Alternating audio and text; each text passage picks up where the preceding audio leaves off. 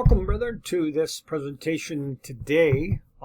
We've entitled it Current Events and Prophecy, with the very hot or intense situation now today in Israel. We thought that this would be a good post to update the brethren on just what does prophecy say to expect. Now, we've done some prior videos along the same line, but because things have developed today more in a specific way, we thought it'd be good to bring this to your attention. So before we continue, we ask that you pause the video, kneel and pray, and claim the promise of John 16:13, and he shall guide us into all truth. Let's begin.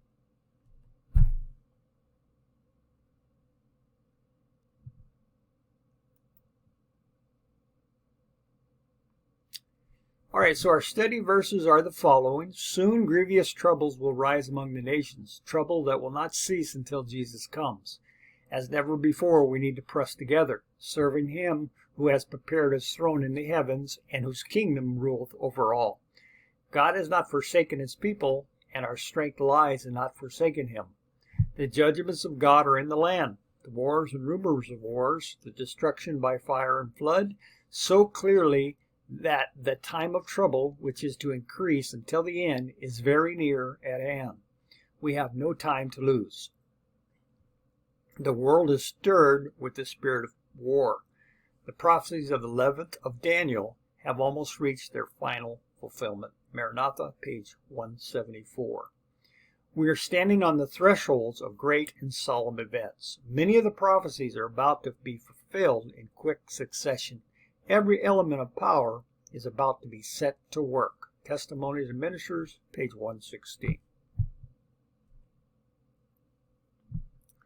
So the questions for our study are: number one, why should we be concerned and watching the Middle East? Number two, what developments are taking place there now?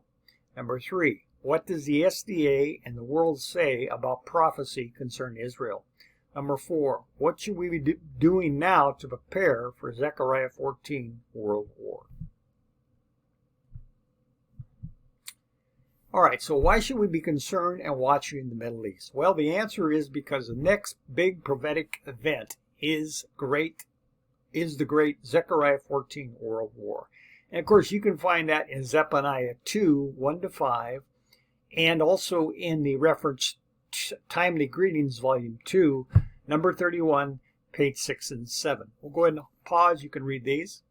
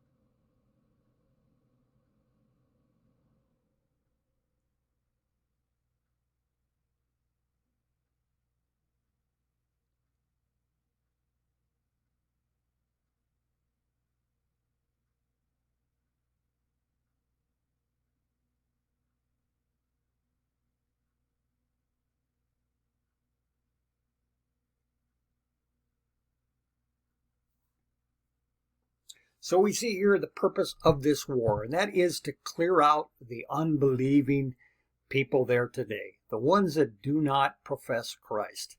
And then the Lord will come down and prepare the way.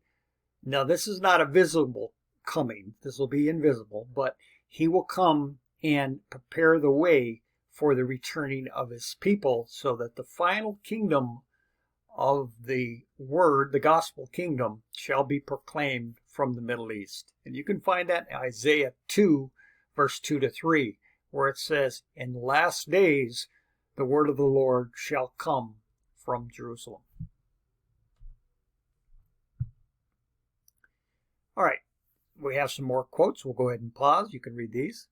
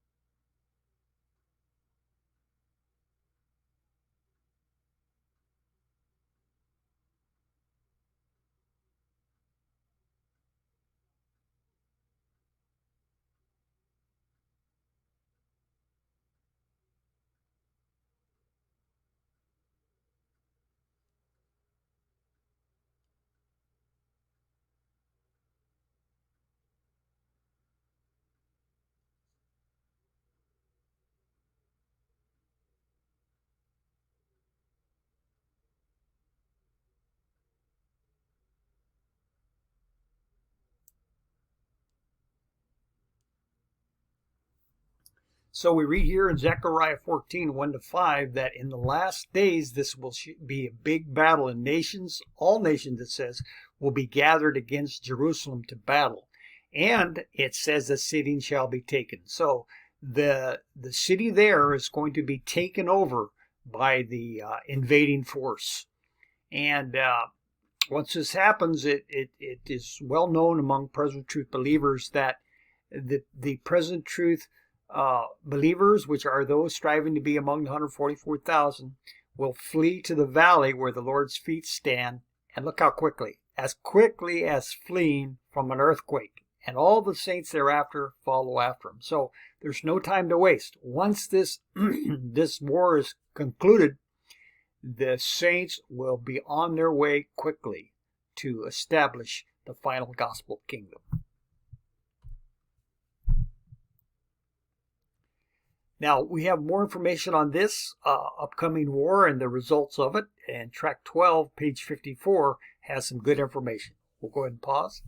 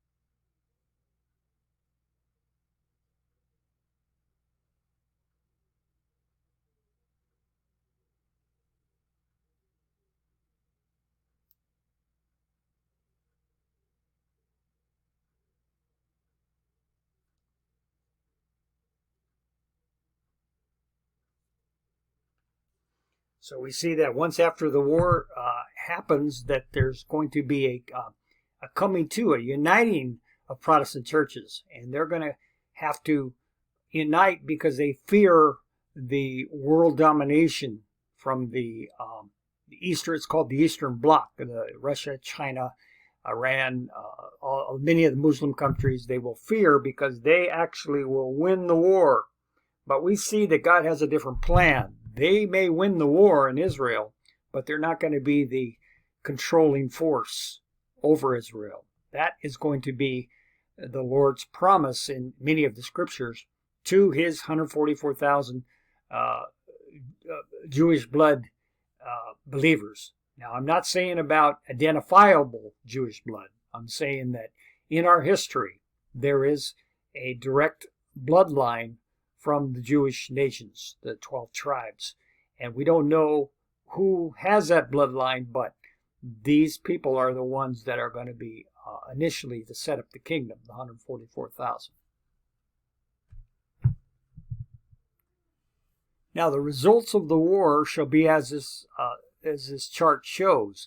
And that is, if you understand the Daniel 2 prophecy, the mountain here represents the church, specifically the SDA church, Seventh-day Adventist, and the Lord's going to cut out a certain amount of people, which will be the 144,000. And their purpose is to come down and destroy the kingdoms of the earth. Now, this is not a physical destroying and taking over all the kingdoms. It's a spiritual destroy. In other words, they're no longer going to be having the power, but the Pentecostal power will be now transferred to 144,000, which will result ultimately in all these kingdoms coming crashing down.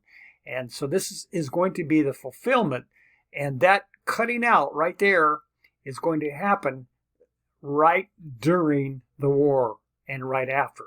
This is when this rock comes from the mountain, comes from the SDA church, which shall be judged first in Ezekiel 9 church judgment. And no more of the mountain will be existing. Only this stone, 144,000. And they have a great work to do in setting up the gospel kingdom. Now, how we know that that church purification comes during the war, we read that in tract 14, page 22. While the powers of the earth are engulfed in a gigantic war, the wicked in the church shall be cut off, no more to pass through her. Tract 14, page 22. So, if you look at this chart, brethren, this is the harvest period and close of probation. We know that right here, where we're circling, is that Ezekiel 9 judgment. And that's also the conclusion of the war. Okay, so this is when that war is over. And as we just read, the Protestant nations will come together because they will need to try to understand what the situation is after that war. They realize that many of their leaders have falsely prophesied that the unbelieving Jews there today will be protected. But the word says that the unbelieving people there in the Holy Land will be driven out, and the 144,000 to return to set up his final gospel proclamation. So this church federation will be needed to be formed to make a counter plan, and that's where ultimately, as the pictorial representation shows, it comes later into the United States and the false prophet joining together to make what's known as the Sunday laws. Of course, the false prophet will be doing all his miracles to convince the people that the Sunday law is the way out of this.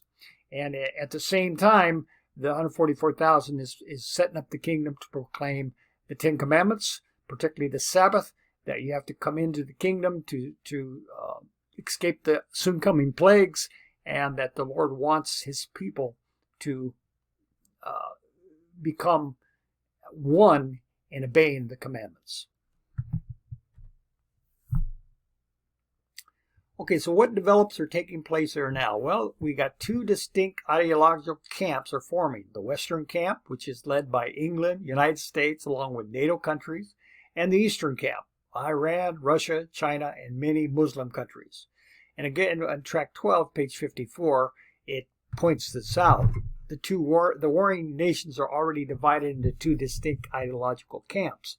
On the one side are the democratic governments, while on the other side are the totalitarian.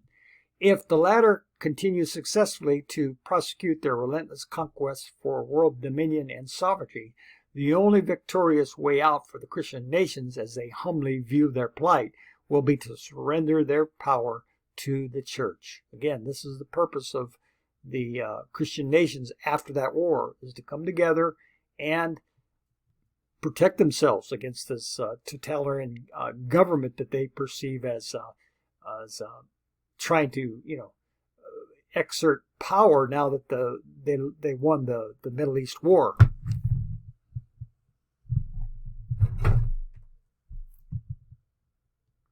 So, specifically, the Middle East lately has had a lot of developments, and we'll go ahead and pause there, but those are key developments that have happened since October 7th, when Hamas launched the deadly attack on Israel. And we'll go ahead and pause. You can read that.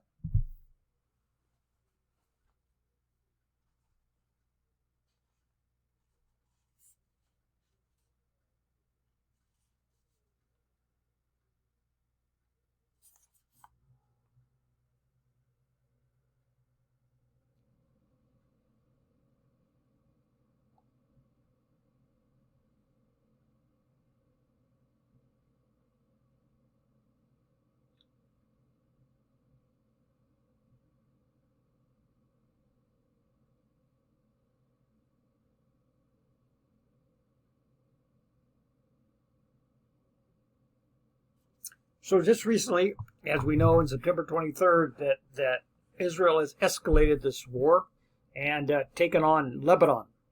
And of course, we since then have realized that Iran has fired, yesterday I believe it was, has fired some huge barrage of missiles into Israel. Now, Israel has publicly claimed that, or proclaimed that, they will not tolerate this, and they're going to strike back.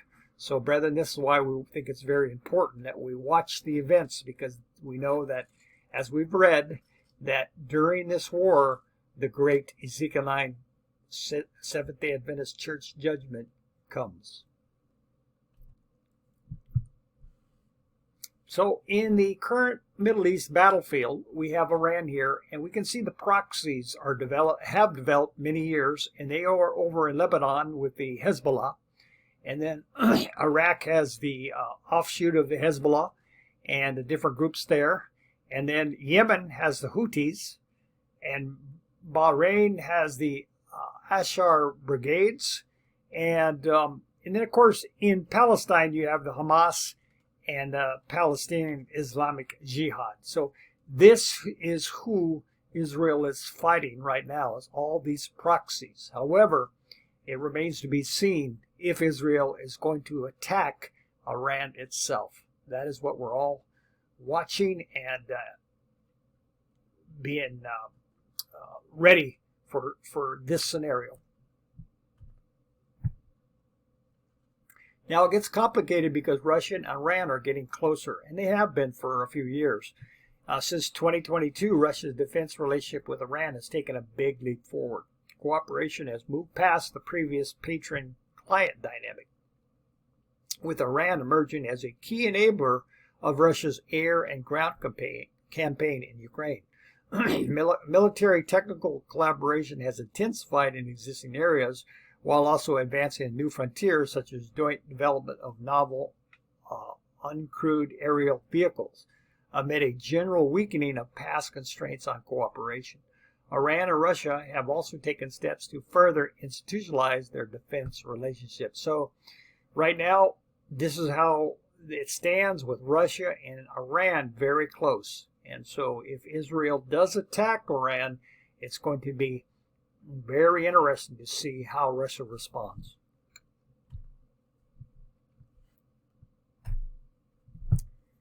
All right, so what does the Seventh-day Adventists and world say about prophecy concerning Israel? Well, we'll first talk about some of the world's leading Protestant teachers. And we have pictures of Hal Lindsey. He's getting very old now. I think he's 86, 87. And then we have Jonathan Cahn. And they have Eric Stakelbeck. And Eric is very big on the YouTube. He's actually one of the most active Middle East experts about what is happening every day in the Middle East. Now, when I say expert, I'm talking about the actual battle going on. But when it comes to prophecy, well, that's another story. And then we have Jonathan Cahn, who's been very active in the Protestant world. And Hal Lindsey, which goes back way back into the 70s with that first book, The Late Great Planet Earth. And he's been preaching very active, even in his older years, about the Middle East. So generally, the Protestant teachers teach that the current tensions in the Middle East may lead to the war of Ezekiel 38 and 39, known as Gog and Magog. So the typical view is Israel is currently under attack, but its greatest threat is yet to come. In the not too distant future, a coalition of overwhelming forces will soon be arrayed against it. Only God can save Israel from total annihilation. Friend, there's a war soon coming in the Middle East, and that will cause God himself to rain down hailstones and fire upon the invading armies who've come to take a spoil from God's beloved Israel, and a great earthquake that will annihilate them in their tracks. This is from Carl Joseph Ministries. Again, a Protestant leader, and this is a typical view of what to expect from this great war. So they basically teach that instead of what the Bible terms undesirable nations, we can find that in Zephaniah 2:1, the Israel nation there today is God's chosen nation, and that soon outside nations will invade it, and God will intercede, as it says in Ezekiel 38 and 39. All right, so what will they do, the Protestant leaders, when they see the following? And of course, we went over that. Zephaniah 14:1-2 shows that Jerusalem will be taken by the invading army. So what will they do if they see this? They have always said, and we just saw, that the Lord will protect the unbelievers to their day. And that's not going to happen according to prophecy. And then also in Ezekiel 36, verse 33-36, the result of that war will be that it's going to be built up, like it says, the Garden of Eden. So after that war, they're going to behold, Protestant leaders, a magic turnaround, spiritual miracle, as it were, that's going to be rebuilt.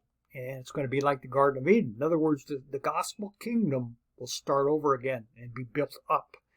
And so first they're going to witness Israel being utterly demolished. Then they're going to have a witness of some strange group, 144,000 in the carpenters, and they're going to be rebuilding the land and turn it into the garden, like the Garden of Eden. So they're going to witness this, and this is going to cause great consternation among the Protestant leaders. So again, we go back to the fact that this is going to cause the church federation. They're going to realize they have to come together as a church to survive. They have seen so much troubling events that the Sunday-keeping Protestant churches will come together. Now keep in mind, these 7 heads are typifying the Protestant churches at that time. And you will remember the Seventh-day Adventist is not going to be included. They will be first to be judged. And according to the Ezekiel 9 prophecy, 144,000 will survive that judgment, brethren. So it's very solemn. If you're a Seventh-day Adventist, you better take this to heart. It's going to affect you one way or another. All right, so let's get now to the SDA leaders and what they're saying about Israel and the current tensions. Well, concerning the prophetic implications, nothing. So we put a picture here of cricket. And, you know, many times we say, have you heard from so-and-so? And we'll say, no, it's been crickets, right? So we put that there as symbolic of what the SDA church leaders are saying about the prophetic implications of this war that soon is developing more and more in the Middle East. Nothing, brethren. The only ones that are saying something are the present truth believers. And they are labeled as a part of the Seventh-day Adventist church called the Davidian Seventh-day Adventist. The final message of Elijah is ignored, and therefore they don't know what to say. It is indeed a layman's movement. So sad to say, brethren, the only ones proclaiming this prophetic implications and the very important reason why we need to know about this prophecy is the Davidian Seventh-day Adventist, and they're part of the Seventh-day Adventist. So we are a layman. We're not the leaders. We're, in fact, many have been removed from the church for believing in what's known as the shepherd's rod. But does that make it any false or not true? No, brethren. It is the truth. Just like Jesus' time, the truth was unpopular. Well, it's always been that way, down to this very day. The truth is unpopular, and the leaders are not being led of God. And unfortunately, Revelation chapter 3 tells us all about it. They are rich and increased with goods and have need of nothing. Need of nothing prophetically, especially the events happening today. All right, so what should we be doing now to prepare for the Zechariah 14 World War? Well, in the message, the rod, it says in Symbolic Code Volume 7, number 7 to 12, page 17. Something very important. Now, we'll go ahead and pause. You can read these references.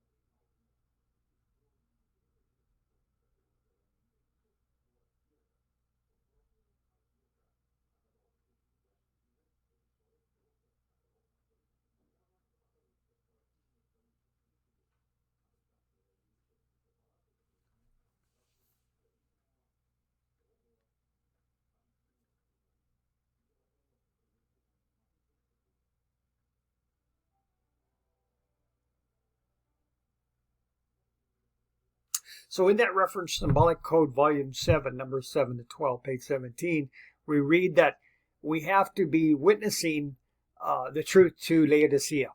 And it's the only way that she's going to be revived. The only way that she's going to be sealed is to understand the truth. And that is the final message of Elijah. We've went over this many times, and you can follow some of our Elijah videos to explain the message of Elijah. But that basically is the present truth. That's what gets us sealed today in our foreheads. And it's up to us to go to work and use our gift, whatever it is, to spread the good news of the gospel, which right now is present truth. Then when we are done, God willing, we'll hear the words, "Well done, good and faithful servant. You have been faithful over a few things. I will make you ruler over many things. Enter into the joy of your Lord." Matthew 25:23. So, brother, when you accept the final message of Elijah, you have a gift.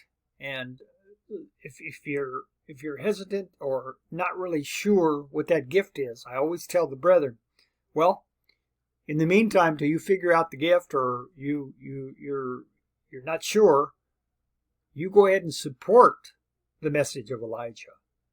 And we'll give you information in the description box where you can support the ones out there in the battlefield, the ones out there talking about this unpopular message in our church. And therefore, by supporting the work, you are actively involved. And that would be your gift. A supporter, that would be your gift if you're not sure what your gift is. So at least you're doing something to be accounted for working for God's message in these final days.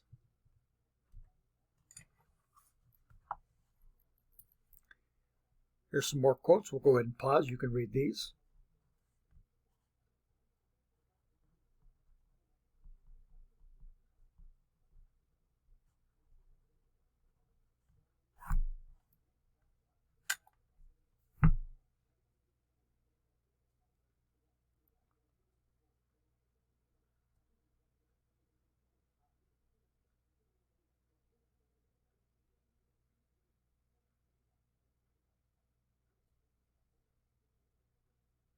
Amen. So here we see from Spirit Prophecy, and I believe that's Bible Commentary, Volume 55, made in 1886. The great issue so near at hand will weed out those God has not appointed, and he will have a pure, true, sanctified ministry prepared for the latter rain. Brethren, so this is an indication that upon the church judgment, the ministry will be pure, true, and sanctified. This is the only way it's going to be able to proclaim his final gospel from the Holy Land. And then, of course, the next verse, we see that we are to work within the church right now for the lost sheep of the house of Israel. So while some Seventh-day Adventist ministries are feeling like they have to go to the world and win the world over right now, the real believers of the Lord are following specific instructions to go to the lost sheep of the house of Israel right now. Because as we know in Peter, it says judgment begins in the house of God. And so we understand as present truth believers that the Lord in Malachi 3, verse 1 to 5, shall suddenly come to his temple. Well, what does that mean? Suddenly come to the church. For what? You read the rest of that. Malachi 3, verse 1 to 5. For the cleansing of his church. Why? To prepare them for the final gospel proclamation. To prepare them for the Pentecostal power. That's the only way that he can work with his people in the final days. And of course we know from Joshua that one sinner held back the Lord. And once the tares are removed from the church and there's only wheat, the Lord can pour out his power, can pour out his spirit to reach the dying in the world. Right now, the SDA church isn't doing it. They are saying that they're doing it. Groups like Amazing Facts, Stephen Moore Ministries, all these ministries are trying to proclaim what they say is the gospel message to the world. Well, brethren, they are not doing the Lord's work as He has called the Seventh-day Adventist people to do today. All right, so the Elijah has come. Here we see a picture of what we believe is the Elijah prophet that did come in our church in 1930. He proclaimed what's known as the shepherd's rod. And of course, we know that the Lord promised in Malachi 4, verse 5 and 6, "Behold, I will send you Elijah the prophet before the coming of the great and dreadful day of the Lord. He shall turn the heart of the fathers to the children, and the heart of the children to their fathers, lest I come and smite the earth with a curse." And then in Testimonies of Ministers, page 475 and 476, Ellen White also proclaimed this Elijah. Somebody is to come in the spirit and power of Elijah. When he appears, men may say, "You are too earnest. You do not interpret the scripture in the proper way. Let me tell you how to teach your message." Testimonies of Ministers, page 475 and 476. Now that particular last verse, brethren, just be careful. We've done reports on that in videos as well. That the SDA leaders, under the last publication, I believe that was 1962 from the SDA Church, inserted little asterisks after this statement. And basically they were saying you need to go back to the reference in the back of the book, and they go in to explain that Ellen White is basically in this verse talking of herself. So pure, an unadulterated deception, brother. Because number one, Ellen White is not a he. So unless we're thinking that she's calling herself a he, then we have to throw this explanation out. And this just shows you the deception that the evil ones have brought into our church to make of none effect the final message of Elijah.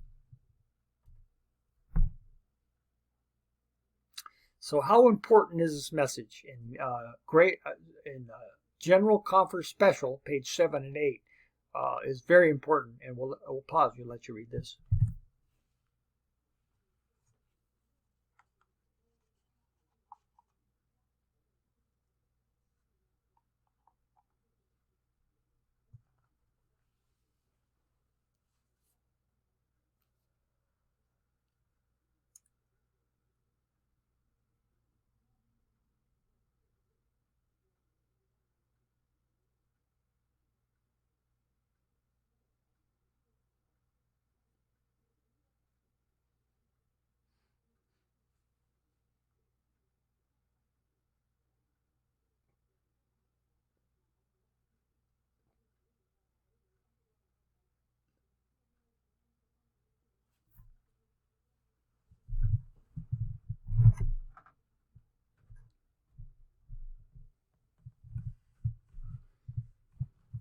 So we see in this reference, brethren, that in the last days there's going to be false revivals, and it will be the entire fanfare will be devoid even of a spark of life. And then we see that this message is the one to turn to. The Lord has spoken through this message. And you can find that also in Micah 6:9. The Lord's voice crieth unto the city, "Hear ye the rod, and who has appointed it?" Okay, the Lord has appointed it for us to hear. And He's not asking us to hear it. He's crying out for us to hear it. That's how important this rod message is. Again, Micah 6:9 and Micah 7:14 show that there is a rod message to come. And this is the rod message. The shepherd's rod is the prophetic rod message that the Bible talked about. And so with this message, as the Lord said through the prophet, there shall be no other voice of timely truth and authority to whom one may turn. Any others will lead their victims blindfolded into perdition. So it's very important that we understand this message and we apply it to our life.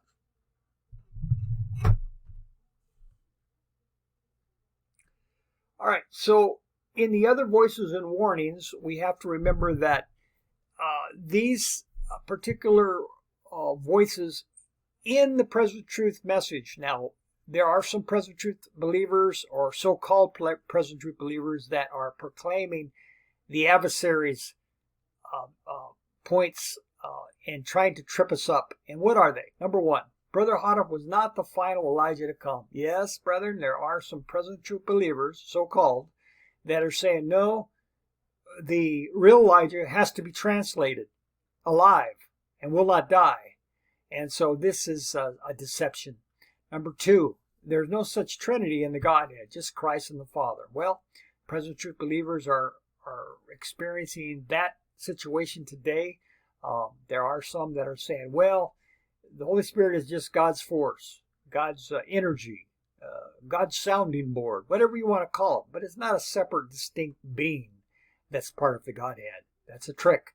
Number three, there will be more than 144,000 sealed in Ezekiel 9. Of course, if you're a present truth believer, you're likely well aware of the those with teaching. That's another snag. And of course, Matthew 24:24, it shows us the prophecy that there will be false Christ, false prophets to show us their wonders and show us their teachings and so forth. And they will try to deceive even the very elect. Of course, we have a nice map here, and courtesy of UPA 7, we thank them for this that they uploaded onto the internet. And this is the Zechariah 4 chart. And of course, it is very handy, brethren, because this shows why deception comes in. And this prophecy is very, very good to know. We have a video on there. You can watch that. In fact, we'll put the link there. But this shows you how God's truth gets down to the church. And if we follow this method, we'll be sure to know God's truth.